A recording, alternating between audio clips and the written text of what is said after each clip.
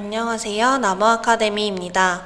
저희는 내신 및 모의고사 대비 다양한 국어학습 자료를 제공하는 문제은행 사이트입니다. 오늘은 고1 공통국어 2 미래엔 4단원의 비판적으로 매체 읽기를 함께 살펴보도록 하겠습니다. 부족한 심층기획 기사와 검증 시스템에 대한 글입니다. 1919년 5월 영국의 주요 언론 매체가 앞으로 기후변화라는 말 대신 기후위기 혹은 기후비상이라는 말을 쓰겠다고 하였다.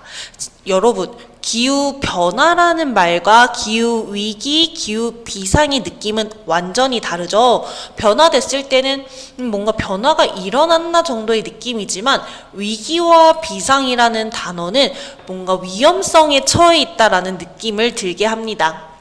오늘날 기후변화의 위기 심각성을 고려할 때 기후변화와 같이 중립적인 말은 적절하지 않다고 판단한 것이다. 기후위기나 기후비상으로 단어를 바꾼 이유가 제시되어 있네요. 영국 언론의 매체의 이런 결정은 기후 문제를 대하는 언론 매체의 태도를 잘 보여주는 사례이다. 그렇다면 우리나라 언론 매체는 어떨까라고 하면서 다른 나라 언론 사례를 제시하면서 글을 시작하고 있습니다. 최근 한 기관의 웹사이트에서 6개의 언론 매체를 대상으로 지난 30년간 기후변화라는 단어를 포함한 기사를 검색해 보았다. 1991년에는 기사 건수가 총 11건인 반면 국제사회가 기후 문제에 본격적으로 대응하기 시작한 리우회의가 열린 1992년에는 65건으로 증가했다. 그리고 이후 교토의정서가 채택된 1997년에는 다시 69건으로 늘어났으며 2002년 세계지속가능발전 정상회의가 열린 해에는 다시 증가했다고 합니다. 몇 해 전부터 세계적으로 그린 뉴딜, 탄소 중립 등이 화두가 되면서 2021년에 기사 건수가 5,484건으로 급증한 것을 알 수 있다. 국내 언론의 기후위기 보도 현황이라고 하면서 지문 2문단에 제시된 내용이 이렇게 제시되어 있습니다. 이렇게 그래프가 이런 양상을 보이고 있네요. 그런데 이 부분 한번 보시겠어요, 여러분? 리우회의 열린 시점, 교토의정서, 세계지속가능발전 정상회의, 그린 뉴딜, 탄소 중립 등이 화두가 된 시점, 국제 행사가 열리는 특정 해에 집중하여 기사들이 많이 발간됐다라는 것을 확인해 볼 수가 있습니다. 국내 언론 매체는 기후위기를 국제적 문제로만 인식하여 지속적으로 다루지 않는다라는 건데요. 국제적 행사 차원에서만 기후위기를 다루고 있다라는 말인 거죠. 국내 언론사들은 이 문제의 원인이 국내에는 전문 취재팀이 부족하고 검증 시스템이 미흡하기 때문이라고 말한다. 기후위기를 담당하는 전문적인 취재팀이 부족하면 심층기획 기사가 어렵다라는 거죠. 기후위기와 관련한 보도는 발생 원인 그리고 기후위기로 생기는 피해를 다루어야 하기 때문에 단편적으로 일회적으로 보도해서는 안 되죠. 또한 과학, 경제, 산업 등 다양한 분야에서 접근해야 하기 때문에 여러 전문가들이 검토해야 하는데 이런 시스템 자체가 우리나라에는 미흡하니 데이터 오류도 확인하지 않는 자료가 기사화되기도 한다고 하네요. 아래에 조선일보 자료를 보도록 하겠습니다. 태양광 패널 폐기물에 대한 글인데요. 신재생 에너지의 수요가 늘면서 태양광, 풍력 폐기물이 골칫거리다. 태양광 패널과 풍력 날개의 수명은 각각 15년, 20년, 20년에서 30년이다. 2050년 탄소 중립까지 최소 한 번 이상은 수명이 다한 설비를 걷어내고 새로 건설해야 한다는 뜻인데 땡땡 기관에 따르면 국내 태양광 패널 폐기물의 발생량은 2018년 17만 6천 톤에서 2020년 한 해 279만 4천 톤으로 15배가량 증가했다. 패널의 수명을 감안하면 2030년 이후 패널 폐기물 발생량이 크게 늘어날 전망이다. 한국 땡땡 연구원은 2030년에 발생할 패널 폐기물의 양을 2만 935톤으로 전망했다. 문제는 태양광, 풍력 등 신재생 에너지 설비는 재활용이 쉽지 않다는 점인데 20에서 25%를 차지하는 알루미늄 등 일부 소재만 재활용하고 나머지는 매립한다고 합니다. 자, 매립된 폐기물도 문제를 발생을 하겠죠. 그쵸? 사회적으로 심각한 환경 문제가 될 것이라는 내용인데요. 자, 이렇게 태양광이랑 풍력의 폐기물이 골칫덩어리이기 때문에 문제점이라고 인식을 하기 때문에 이런 골치라는 단어를 사용한 것 같습니다.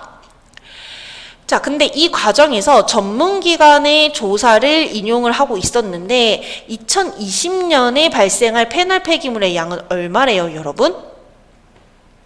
279만 4천 톤이라고 설명을 하고 있습니다. 그런데 2030년에 발생할 페놀 폐기물의 양은 어디래요? 2만 935톤이래요. 여러분 뭔가 이상하지 않나요? 이 신문 기사는 뭔가 태양광이랑 풍력의 폐기물량이 계속 늘어나서 문제가 있다, 환경 문제가 심각해진다라는 점을 비판하고 있지만 이 내용은 오히려 2030년에 폐기물량이 더 적게 보도가 되면서 말하는 바와 이 객관적인 데이터가 일치하지 않는다라는 것을 확인해 볼 수가 있습니다. 이거 왜 그러는 거예요, 여러분? 검토를 제대로 하지 않는 거죠. 이렇게 검토를 하지 않는, 내용과 말하고자 하는 바가 일치하지 않는 자료를 보게 되면 우리는 신뢰성이 떨어지게 됩니다. 그렇죠? 당연합니다. 다음으로는 비판과 대안이 없는 기후위기 보도입니다. 언론 매체는 기후위기와 관련하여 정치, 경제, 사회 분야에서 적극적으로 질문하고 비판적 시각으로 문제를 제기할 수 있어야 하는데요. 미국의 언론 매체는 선거 기간에 대선 후보들에게 기후위기에 관한 철학과 정책을 질문하며 기후위기 공약을 점검한다고 합니다.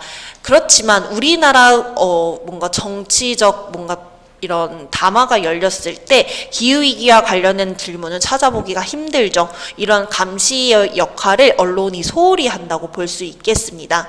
그리고 경제 분야에서는요, 언론 매체가 화석 연료에서 신재생 에너지로 전환하는 작업이 제대로 이루어지는지를 점검해야 하는데 극소수의 언론 매체를 제외하면 그냥 기업의 성과를 홍보하는 기사를 쓰는데 주력하고 있다고 합니다. 언론 매체가 친환경적인 이미지로 위장한 기업의 행위, 그린워시를 감시하기보다 오히려 이 기업은 자연에 이렇게 힘써요 라는 이런 홍보성 게시물을 통해서 오히려 도와주고 있다고 합니다.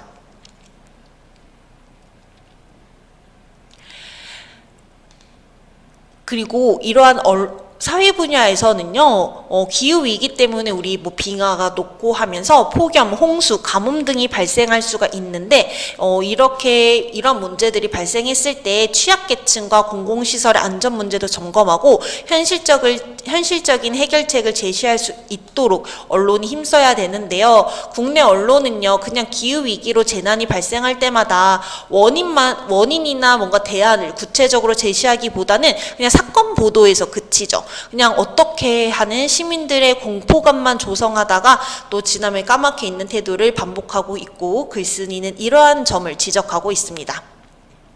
그렇다면 올바른 기후위기 보도를 위한 언론 매체 역할에 대해서 살펴보도록 하겠습니다. 우리 아까 데이터가 정확하지 않는 부분 기억나시죠? 자, 기후위기와 관련된 전담팀을 구성하고 전문적 소양을 갖춘 기자가 역량을 발휘할 수 있도록 인력과 예산을 지원해야 한다. 둘째, 언론 매체는 기후위기에 관한 다양한 분야를 감시하고 비판해야 할 의무가 있다. 그리고 언론 매체는 기후위기 속에서 대안과 희망을 주는 보도를 해야 된다. 공포감만 조성해서는 안 된다라는 거죠. 라고 하면서 언론 매체를 우리가 수용할 때 어떠한 자세를 가져야 되는지를 또 간접적으로나마 알 수 있게 됐네요. 그쵸? 우리도 좀 비판적으로 데이터가 뭔가 잘못된 건 없는지 하면서 확인을 해봐야 될 것 같아요. 그렇다면 저희는 관련 문제를 한번 풀어보도록 하겠습니다. 방금 저희가 본 그 글을 바탕으로 글쓴이 생각과 가장 거리가 먼 것을 골라주시면 되겠습니다. 학생 여러분들은 영상을 잠시 멈추시고 8번 문제를 스스로 풀어보시기 바랍니다.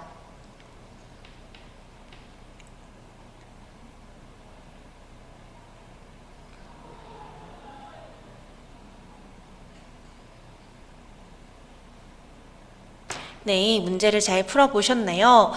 적절하지 않은 것, 글쓴이 관점과 가장 거리가 먼 것은 4번이 되겠습니다. 글쓴이는 언론이 단순히 현상을 관찰하는 것을 넘어서 어떠한 태도를 요구했었나요? 뭔가 정치인들이나 관련자들에게 적극적으로 질문을 하고 그 다음에 해결 방안,